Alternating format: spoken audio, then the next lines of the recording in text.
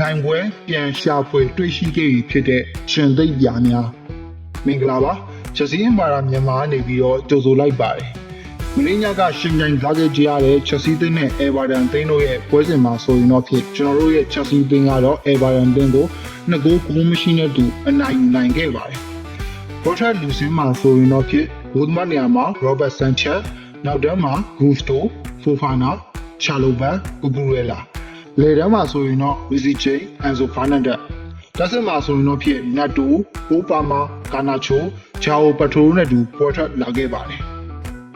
်ပွဲရဲ့အလေပြောင်းတစ်ခုဖြစ်နိုင်တဲ့ကိစ္စတစ်ခုကတော့ပွဲချိန်16မိနစ်မှာဆိုရင်တော့ဖြစ်ကျွန်တော်တို့ရဲ့ကစားသမားဟောင်းဂျူဘီဟောကတော့ဒဏ်ရာကြောင်းနဲ့တူထွက်သွားခဲ့ရပါတယ်ဒါကြောင့်မလို့အေဗာတင်ရဲ့ဒီ viewer ဘိုင်းကအနည်းနဲ့အများပြောင်းလဲမှုရှိခဲ့ပါတယ်ချက်စီတင်းရဲ့ဂိုးတွေကိုဆိုရင်တော့ဖြစ်21မိနစ်မှာဆိုရင်ဂူစတိုရဲ့သူ့ဘောကနေစင်းဒီ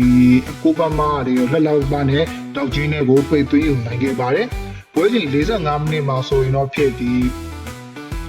ဒီနတ်တိုရဲ့ဒီတပ်ဖလွန်နဲ့ဒီ traveling scale နဲ့တူဖြစ်တင်ပေးမှုကိုဂူစတိုကပဲကျွန်တော်တို့ဒီနောက်ဆက်ဂိုးတစ်ဂိုးကိုသွင်းယူပေးနိုင်ခဲ့ပါတယ်ပွဲပြီးတဲ့အချိန်မှာဆိုရင်ကျွန်တော်တို့ရ2ဂိုးကိုမရှိနဲ့တူနိုင်ခဲ့တယ်ဒီနေ့ပြောစရာဖြစ်ဘိုးသမားရောဘတ်ဆန်ချန်ကဒီတကယ်ကိုကောင်းမွန်တဲ့လက်စွမ်းကာကွယ်ပေးမှုချို့ကိုမြင်တွေ့ခဲ့ရတယ်သူ့ရဲ့တည်ငြိမ်ရင့်ကျက်လာတဲ့သူ့ရဲ့ဒီကာကွယ်မှုတွေသူ့ရဲ့ဘောလုံးစကေးတွေကတကယ်ကိုကောင်းမွန်တဲ့ပုံစံတွေပြသနေတဲ့တခုဖြစ်တယ်။မရဆိုရင်တော့ဒီ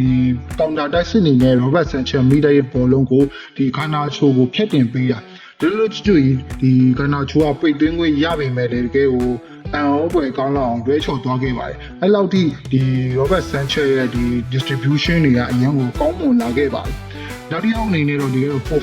ဖာနာလည်းတကယ်ကိုကောင်းမွန်ခဲ့တဲ့အင်တိုက်အားတန်းနဲ့တကယ်ကိုဒီဘောပြတ်ဒဗန်နာတယောက်ပုံစံမျိုးဒီကစားနိုင်ခဲ့တယ်တယောက်လိုမျိုးကစားနိုင်ခဲ့ပါတယ်သူရဲ့ခြေစမ်းကဒီပြောစရာသိပြီးတော့မရှိပေမဲ့လည်းသူဒဏ်ရာတွေလာကင်းစင်မယ်ဆိုရင်ကျွန်တော်တို့ဒီထက်အများကြီးပိုပြီးကောင်းလာနိုင်တဲ့ကစားသမားတယောက်ဖြစ်တယ်။နိုင်ညပွဲမှာဆိုသူ့ရဲ့ကစားမှုအရင်ကကောင်းမွန်ခဲ့တယ်။နောက်တစ်ယောက်ကတော့ဒီချာလိုဘတ်တဲ့တော်တော်လေးကိုကောင်းမွန်ခဲ့တဲ့ဆွမ်းဆောင်ရည်တစ်ခုကိုပြုလုပ်ပေးနိုင်ခဲ့တယ်။သူကတကယ်ကိုဒီလက်ရှိချိန်မှာဆိုရင်ချက်စီးသိရဲ့နောက်တန်းမှာဆိုရင်တကယ်ဦးဆောင်သူတယောက်အနေနဲ့ကိုသူပါဝင်ခွင့်ရရှိနေပြီပဲဖြစ်ပါတယ်။သူမပါတဲ့ပွဲတွေမှာကျွန်တော်တို့ဒီရလက်တွေစိုးရတာကိုကျွန်တော်တို့လည်းတွေ့ရှိရတာဖြစ်တယ်။ဒါကြောင့်ဒီလက်ရှိချိန်မှာဆိုရင်တော့ဒီချာလိုဘတ်ချက်စီးသိရဲ့နောက်တန်းမှာဆိုရင်မဖြစ်မရှိမဖြစ်ကစားသမားတယောက်ကိုဖြစ်လာနေပါပြီ။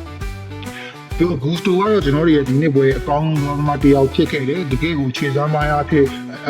်အတက်အဆင်းမှန်လုံနိုင်ခဲ့တယ်။ဖန်တီးပေးမှုတွေဂိုးသွင်းယူပိုင်းသွင်းယူပေးနိုင်ခဲ့နေပြီ။သူရဲ့ကျွန်တော်တို့ဒီဝေဖန်ခဲ့ကြတဲ့ inverted ဒီကစားသမားအနေနဲ့ inverted fullback ကစားသမားပုံစံသူမင်းညကပွဲမှာဆိုအကောင်းဆုံးကစားနိုင်ခဲ့တယ်။ချက်စီးတဲ့ကစားဖို့ကအရင်ကြီးဒီ solid မဖြစ်သေးဘူးအရင်ကြီးဒ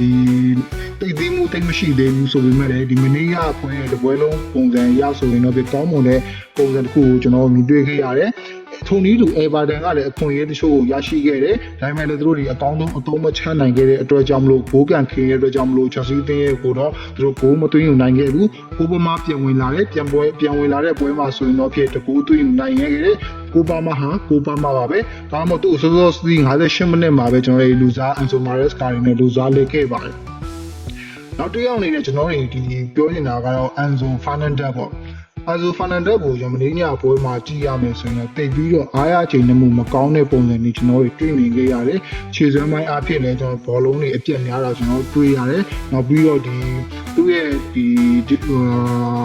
person ရင်းနေရာတိတ်ပြီးတော့အဆင်မပြေဘူးဘောလုံးတွေလည်းအပြည့်များတာကိုကျွန်တော်တွေ့ခဲ့ရတယ်ဘာလို့လဲဆိုတော့ Enzo Fernandez အနေနဲ့သူ့ကိုကျွန်တော်တို့အနာပေးဖို့လိုအပ်လာပြီးသူကစားတဲ့ပုံစံအနေအထားတစ်ခုကသူကဒီရှေ့လေနောက်ကစားရတဲ့ပုံကစားသမားတစ်ယောက်ဖြစ်တယ်ဒါကြောင့်သူ့ရဲ့ကစားဟန်တစ်ခုကအခြားကစားသမားတွေတဲ့ပို့ပြီးတော့အားဆိုင်ရတယ်ပင်ပန်းရတဲ့ပုံစံတစ်ခုဖြစ်နေတယ်သူ့ကိုကျွန်တော်တို့အနာပေးဖို့တော့လိုနေပြီနောက်တစ်ယောက်ကလည်းကူကူရဲလည်းထုံနီးတူပဲမနေ့ကပွဲမှာဆိုရင်သူ့ရဲ့ဘက်ကနေပြီးတော့အခွင့်အရေးများစွာကိုခွင့်ပြုခြင်းခံခဲ့ရတယ်သူ့ကိုလည်းကျွန်တော်တို့အနာပေးဖို့လိုနေပါပြီဒါပေမဲ့လည်းသူတို့အနာပေးဖို့ဆိုရင်လည်းတည့်ရဲ့အတိုင်းပဲချက်စီတင်းရဲ့အစားထိုးစရာလူတွေရတယ်တိတ်ပြီးတော့နောက်လာအကူရတဲ့အနေအထားမှာမရှိသေးဘူးဟက်တိုတို့နောက်ပြီးတော့ဒီစန်တိုတို့ဆိုရတယ်တိတ်ပြီးတော့ line ရဲ့ဘေးမှာဝင်လောက်ပြီးတော့ဒီအတင်းကို carry လုပ်ပေးနိုင်တဲ့အထောက်အကူပြုနိုင်ကစားသမားတွေတယောက်မဟုတ်သေးဘူးသူတို့တွေကအတင်းကောင်းမှသာ သူတို့ like ကောင်းတဲ့ပုံစံမျိုးဖြစ်တယ်အသင်းရလက်တွေအသင်းဟာဒီရရိုက်နေတဲ့အချိန်မှာသူတို့ရဲ့ scale ပိုင်းတွေသူတို့ရဲ့ individual ဒီဘောလုံးတွေကလည်းအပြက်များတယ်အခွင့်အရေးတွေပေးရအောင်ကျွန်တော်တွေ့ရတဲ့အတွက်ကြောင့်မို့ဒီနေ့ရောက်ကိုလေကျွန်တော်တွေကဒီအရင်ယုံကြည်လို့မရသေးပါဘူး။အနာချိုကတော့သိတဲ့အတိုင်းပဲတကယ်ကိုအခွင့်အရေးတွေအများကြီးကိုဖြုံးတီးခဲ့တာကျွန်တော်တွေ့ခဲ့ရတယ်။၃ချိန်တက်မနည်းကိုသူဖြုံးတီးပြခဲ့တယ်။တကယ်ကိုနောက်ပြီးတော့သူ့ရဲ့ president ကနေရရှိလာတဲ့ဂိုးပေါက်လွတ်လွတ်ကျွတ်ကျွတ်ယူလာသူအရန်ကိုဂိုးတိုင်ပေးကနေကတ်ထက်သွားတော့ဒီသူ့ရဲ့ဒီ